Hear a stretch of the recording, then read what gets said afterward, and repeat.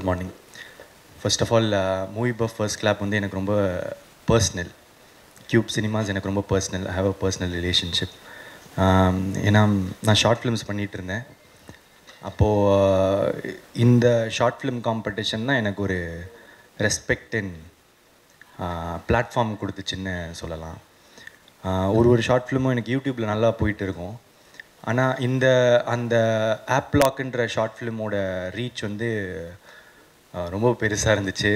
நிறைய பேருக்கு கொண்டு போய் இப்போ நான் நிறைய ப்ரொடக்ஷன் கிட்டே போகணுன்னா இந்த ஷார்ட் ஃபிலிம் தானே நான் பார்த்துருக்கேனே, இந்த மூவி இப்போ ஃபர்ஸ்ட் கிளாப்பில் வந்துச்சே அப்படின்னு சொல்லி ரெக்கக்னைஸ் பண்ண ஆரம்பித்தாங்க.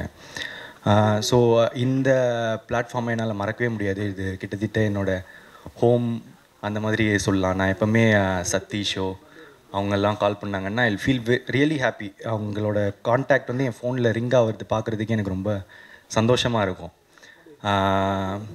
ஸோ என்னோடய கிராட்டிடியூட் எப்போவுமே மூவி பஃப் ஃபர்ஸ்ட் கிளாப்க்கு இருக்கும். ஒரு இப்போது இந்த 3 சீசன் கழித்து இங்கே வர்றதுக்கு இன்னும் ஹாப்பியாக இருக்குது. ஏன்னா சில நேரத்தில் வந்து வாங்குறது மட்டும்தான் சந்தோஷம் அப்படின்னு நினச்சிட்டு இருந்தேன். கொடுக்கும் போது கொஞ்சம் சந்தோஷமாக தான் இருக்குது. ஸோ கொடுக்குறதுல இருக்கிற சந்தோஷம் கொடுக்குறவங்களுக்கு தான் தெரியும்னு நினைக்கிறேன். ஸோ ரொம்ப ஹாப்பியாக இருக்குது த வின்னர்ஸ் அவங்களுக்கெல்லாம். And more then the winners, இப்போ நான் வந்து ஃபர்ஸ்ட் கிளாப் காம்படிஷன் வின் பண்ணல, நான் செகண்ட் ப்ளேஸ் தான் வாங்கினேன். இப்போது என்ன மேட்டர்னா, வின்னர் வந்து ஒருத்தங்க தான் இருப்பாங்க. இந்த லூசர்ஸ் மீதி வின்னர்ஸ்க்கு மீதி பேரெல்லாம் வின் பண்ணாதவங்க இருக்காங்கல்ல, லூசர்ஸ்ன்னு பேர் வைக்கிறாங்கல்ல, அவங்க வந்து நிறைய பேர் இருப்பாங்க. ஒரே ஒரு வின்னர் தான். நிறைய பேருக்கு வந்து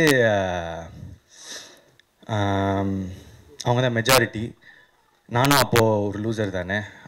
but it was not the end for me. என்னாலையும் வந்து ஐ குட் ஸ்டெப் அப் ஒரு விஷயத்துலையும் வந்து கொஞ்சம் நல்லா பண்ண முடிஞ்சுது.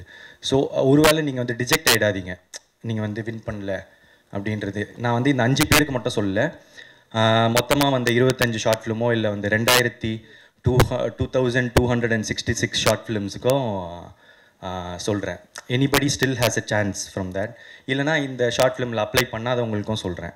ஏன்னா ஷார்ட் ஃபிலிம் எரான்றதே வந்து கிட்டத்தட்ட முடிஞ்ச மாதிரி இருக்குது. அதில் மூவி பஃப் ஃபர்ஸ்ட் கிளாப் மட்டும்தான் இன்னும் ஷார்ட் ஃபிலிம் காம்படிஷன்ஸ் அதெல்லாம் வந்து நடத்திட்டு அதை இன்னும் உயிரோடு வச்சிட்ருக்காங்க. அண்ட் அந்த நான் சொன்னல இதில் வராத ஷார்ட் ஃபிலிம்லாம், நான் ஒரு 2-3 ஷார்ட் ஃபிலிம் வந்து இதில் வராத ஷார்ட் ஃபிலிம் பார்த்துருந்தேன். அதில் எனக்கு ரொம்ப பிடிச்சிருந்துச்சு. என்னோடய ஏடி வந்து எனக்கு காமிச்சாங்க. அதில் வந்து சொல்லணும்னு நினச்சது வந்து ஒரு எலியன் கட்டிங். ஆமாம், அந்த ஷார்ட் ஃபிலிம் பார்த்துருந்தேன். ரொம்ப ஜாலியாக என்ஜாய் பண்ணி பார்த்துருந்தேன். அந்த ஃபில்ம் மேக்கருக்கு என்னோடய வாழ்த்துக்கள். கண்டிப்பாக அவரை சந்திக்கணும்னு நினைக்கிறேன். ரொம்ப ப்ராமிசிங்காக இருக்கார். அங்கே இருக்கீங்களா? முடிச்சுட்டு பார்ப்போம். ஸோ அது ஒன்று. அதுக்கப்புறம் எனக்கு இந்த 5ல் வந்து என்னோடய ஃபேவரட்டாக வந்து இருந்தது வந்து அன்புடன்.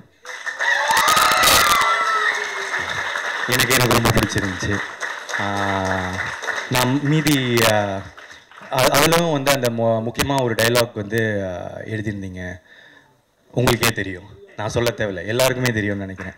ஏன்னா ஒரு நல்ல டைலாக்ன்றது அதுக்கு அவங்களுக்கே தெரியும், எல்லாருக்குமே தெரியும். நல்லா பேசுகிறவங்களாம் நல்லவங்களா சார்? அதுதான். எஸ். ஸோ மீதி நான் எல்லா ஷார்ட் ஃபிலிமும் பார்க்கலங்க. நான் இந்த இதில் ஜூரியாக இது பண்ணல. நான் லாஸ்ட்டாக இங்கே ப்ரைஸ் கொடுக்கறதுக்கு தான் வந்தேன். ஸோ என்னால் கொஞ்சம் 5 ஷார்ட் ஃபிலிம் அப்புறம் அந்த மீதி ஒரு 2-3 ஷார்ட் ஃபிலிம் தான் பார்த்தேன். எல்லாருக்கும் வாழ்த்துக்கள். All the best. எல்லாமே ரொம்ப நல்லா இருந்துச்சு. தேங்க்யூ. சூப்பர். ஃபஸ்ட்டு இந்த 5 திரைப்படத்தையும் 5 குறும்படத்தையும் நீங்கள் பார்த்தீங்க. இந்த கிரியேட்டர்ஸ்க்கு உங்களுடைய விஷஸ் அண்ட் உங்களுடைய எக்ஸ்பீரியன்ஸ். 5 பார்க்கல, 25 பார்த்தோன்னு நினைக்கிறேன்.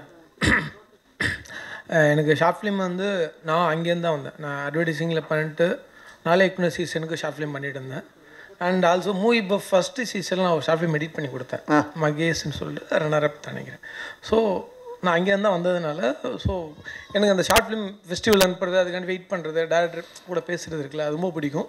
ஸோ அந்த ப்ராசஸ் இருந்ததுனால இவங்க 25 படம் பார்க்கும்போது எனக்கு ஒரு 10 வருஷத்துக்கு முன்னாடி நாங்கள் ஓடுவோம்ல, அந்த அப்ளை பண்ண ஓடுறது அந்த நினைவுகள்லாம் வந்தது. ஸோ 25 படம் பார்க்கும்போது 25 எனக்கு பிடிச்சிருந்தது. எல்லாருமே பெஸ்ட்டாக அந்த மேக்கிங்காக இருக்கட்டும், டைரக்ஷனாக எல்லாமே நல்லாயிருக்கு.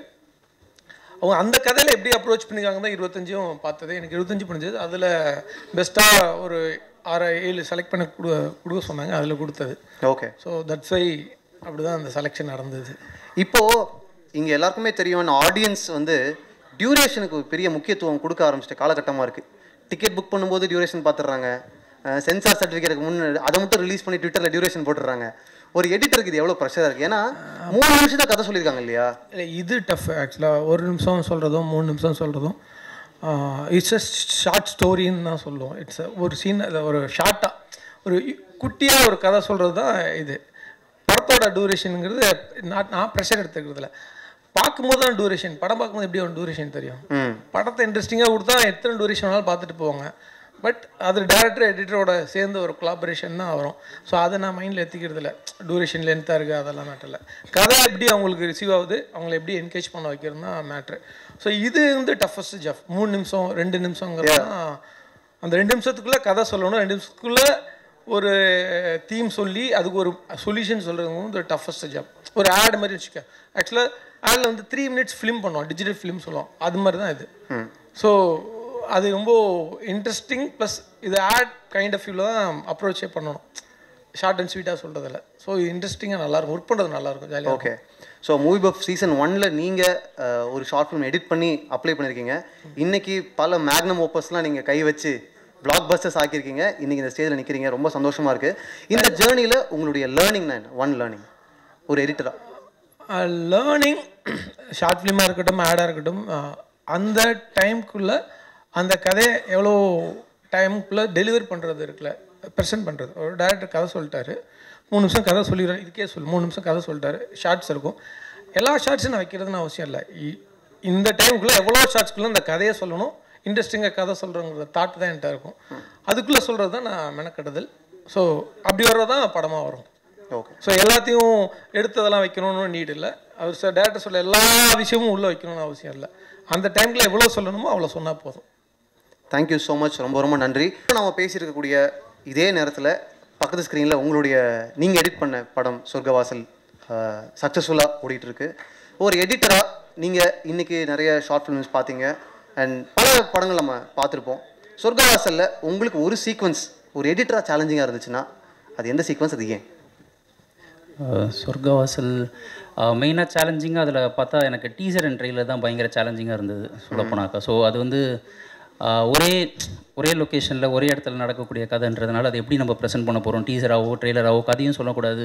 அது வந்து வேறு விதமாக வந்து ஆடியன்ஸை உள்ளே எடுத்துகிட்டு வர்றது, எப்படி எடுத்துகிட்டு வர்றது அப்படின்னு சொல்லிட்டு டீசர் அண்ட் ட்ரெய்லருக்கு வந்து ரொம்ப மெனக்கெட்டு ஒர்க் பண்ணோம். அண்டு சீன்ஸாக வந்து அந்த ஒரு டுவர்ட்ஸ் எண்டு ஒரு கலவரம் ஒன்று நடக்கும்போது ஃபைனலாக ஒரு சாங் வச்சு ஒன்று கட் பண்ணோம். நாங்கள் மியூசிக்காவோ இல்லை சவுண்டாவோ கட் பண்ணி பார்த்தோம். ஆனால் எங்களுக்கு ஏதோ ஒரு சின்ன ஒரு குறை அதில் இருந்தது. அப்போது வந்து ஒரு சாங் ரெஃபரன்ஸ் வச்சு கட் பண்ணோம். அதுதான் வந்து ஃபைனலாக வந்து இப்போ அனிருத் ப்ரோ கூட பாடின ஒரு சாங் அது. ஸோ அது வந்து ஒரு சேலஞ்சிங்கான ஒரு இது. I think very valid point and valid இன்புட்னு நினைக்கிறேன். ஏன்னா இந்த ஜென்ரேஷனில் இந்த டைம்ஸில் டீசர் அண்ட் ட்ரெய்லர் ரொம்ப முக்கியம். வி ஹவ் சீன் ஃபில்ம்ஸ், ஒரு ட்ரெய்லர் ஒரு மேஜிக்கை க்ரியேட் பண்ணதுக்கான எல்லா பாசிபிலிட்டி இங்கே இருக்குது. ரொம்ப ரொம்ப நன்றி அந்த பாயிண்ட்டை ஷேர் பண்ணதுக்கு. Thank you so much. I just want to apologize for speaking in English. My Tamil is a bit weak. But I have known Mahindran from 2001 when Star and Vijay first came together and we worked together very closely for 4 years. I believe he's not here yet, but I just want to thank him and his entire team at Turmeric for partnering with us and scaling up the contest to a level that we have not seen before. 2200 plus participants. I think a top-notch jury to help us choose the best films and overall support, especially in terms of prize money. So I hope this partnership remains and we continue to bring forward fresh new talent in the Tamil industry to the large screen, which is also part of our mission at Cube. And I wish all the finalists and the winners the very best. I hope you go on to break new barriers and create path-breaking films in Tamil and in Tamil as well as nationally and internationally. Thank you.